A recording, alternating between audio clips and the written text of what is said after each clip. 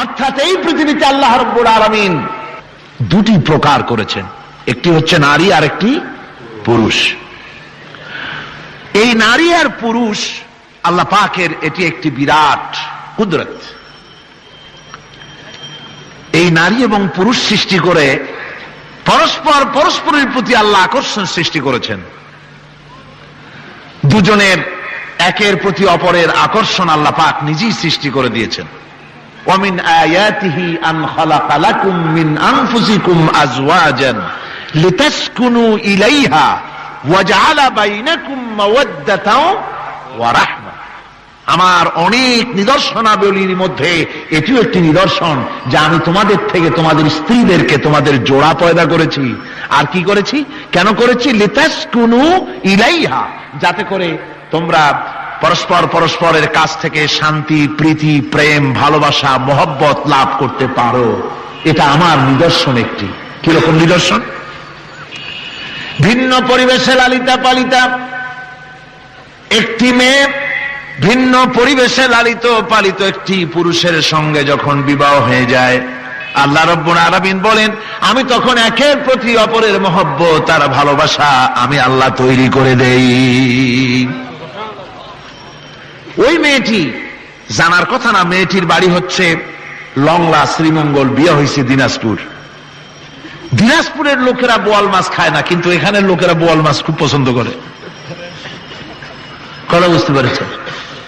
এখানে কথাবার্তা এক রকমের, সেখানের কথাবার্তা আর এক রকমের। এই দুইটা মিলাইয়া খিতে হয়েছে তো খিতে হয়েছে। কথা বুঝতে এখন উপায়টা কি? অথচ এই দুই স্বামী স্ত্রীর মধ্যে আল্লাহ পাক কি মহব্বত পয়দা করে দেন, একজন আর একজনের জন্য জীবন দিতে প্রস্তুত হয়ে যায়। সুবহানাল্লাহ পড়েন। আল্লাহ রাব্বুল আলামিন বলেন ওয়াজআলা বাইনাকুম মাওয়াদ্দাতান, প্রথমে তো ভালোবাসা সৃষ্টি করি, প্রেম সৃষ্টি করি। বিবাহ হওয়ার পর যে ভালোবাসা হয়, বিশেষ উদ্দেশ্যকে সামনে রেখে ওই ভালোবাসা হয়। এরপরে যখন বয়স বাড়তে থাকে, যখন বার্ধক্য আসে, তখন ওই ভালোবাসাটা আর থাকে না যেটা ছিল প্রথম। সেটা আমি ওয়াজআলা বাইনাকুম মাওয়াদ্দাতান ওয়া রাহমা, মাওয়াদ্দা তখন রহমতে পরিণত হয়ে যায়। প্রথমে থাকে একটা প্রেম কেন্দ্রিক ভালোবাসা। পরবর্তী সময় যখন স্বামী বুড়ো হয়ে যায় আর স্ত্রী যখন বুড়ি হয়, তখন আল্লাহ পাক বলেন আমি উভয়ের মধ্যে সহৃদয়তা, করুণার সৃষ্টি করে দেই। পরস্পর পরস্পরের প্রতি আকর্ষণ তখন আরো বাড়িয়ে দেই। একজন আর একজন ছাড়া চলে না, বুড়ার বুড়ি ছাড়া উপায় থাকে না। ঘরের মধ্যে ফ্রিজ আছে, কালার টিভি আছে, তারপরে সুন্দর বিছানাপত্র আছে, কোন জিনিসের অভাব নাই বুড়ার। হঠাৎ করে বুড়ি একদিন মারা গেল, বুড়ায় কয় আমি গৃহশূন্য হয়ে গেছি। সব আছে, তারপরেও যে গৃহশূন্য হয়ে গেছি, তার মানে গৃহের প্রাণটাই চলে গেছে। বুড়া বয়সে সন্তান খোঁজ খবর নেয় না, সন্তানের বউ খোঁজ খবর নেয় না। বুড়ার গরম পানিটা, উজুর পানিটা, তার খাবারটা, তার পানটা, তার যা প্রয়োজন বুড়ি সব এগিয়ে নিয়ে আসে। আর বুড়াও বুড়ির জন্য তখন প্রথম জীবনের চাইতে আরো বেশি মহব্বত বাড়ে, বুড়ির দিকে খোঁজ খবর আরো বেশি করে নেয়। ঠিক কিনা কন? বুঝবেন যারা বুড়া আর বুড়ি আছেন। আল্লাহ পাক বলেন এটা আমি করি। কে বলছেন এ কথা? আল্লাহ পাক বলছেন আমি করি। এ মহব্বত আল্লাহর দান। দেখুন রাসূল করিম সাল্লাল্লাহু আলাইহি ওয়াসাল্লামের ঘরে দৌলত ছিল না, কিন্তু মহব্বত দিয়ে ঘরটা ভরা ছিল। সুবহানাল্লাহ বিহামদি। দৌলত ছিল না, মহব্বত দিয়ে ভরা ছিল।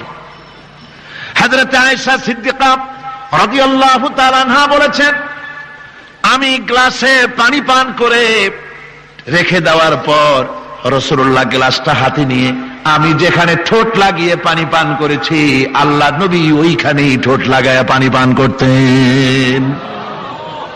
মুহাব্বত। হযরত আয়েশা বলেন আমি গোশত খেয়ে, হাড্ডি খেয়ে হাতে ধরে রেখেছি, খাবো বা রাখবো।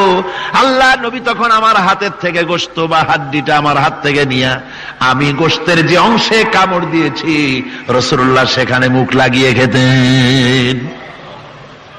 দৌলত ছিল না হুজুরের ঘরে এক ফোঁটাও, কিন্তু মোহব্বত ছিল ঘরটা ভরা।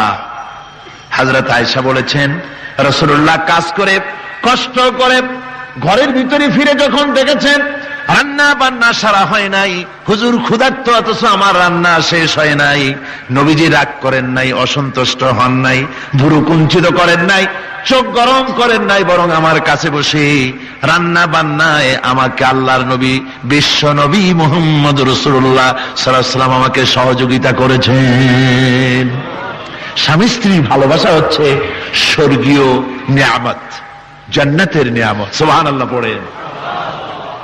যেই ঘরে স্বামী আর স্ত্রীর মধ্যে সাপ আর বেজির সম্পর্ক, দাঁড় কুমড়োর সম্পর্ক, এই ঘরটা যতই বিদেশি আধুনিক সৌন্দর্যের উপকরণ আদি দিয়ে ভরপুর থাকুক না কেন, এই ঘরটা, এই বিল্ডিংটা জাহান্নামের টুকরা, ঠিক না?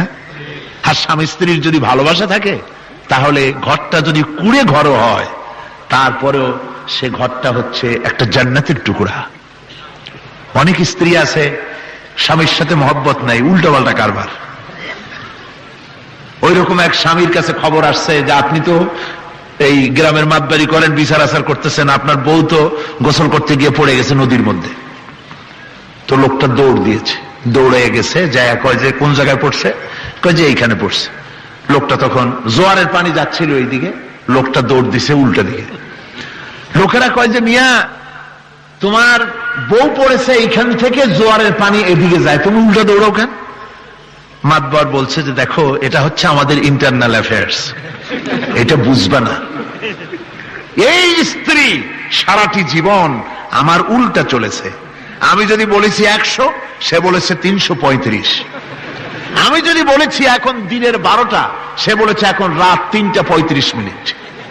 সম্পূর্ণ উল্টা সারা জীবন যে চলেছে। সে যে নদীতে পড়ে জোয়ারে গেছে আমি তা বিশ্বাস করি না, উল্টাই গেছে। এই রকমের এক শ্রেণী আছে, স্বামী উল্টা থাকে, স্ত্রী উল্টা থাকে, এরকমও হয়।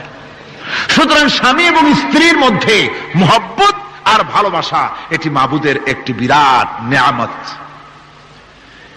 অন্যের স্ত্রীর দিকে তাকালে কাম ভরে, খারাপ নজরে তাকালে জেনার গুনাহ হবে, হাত দিয়া ধরলে কাম ভাবে জেনার গুনাহ হবে।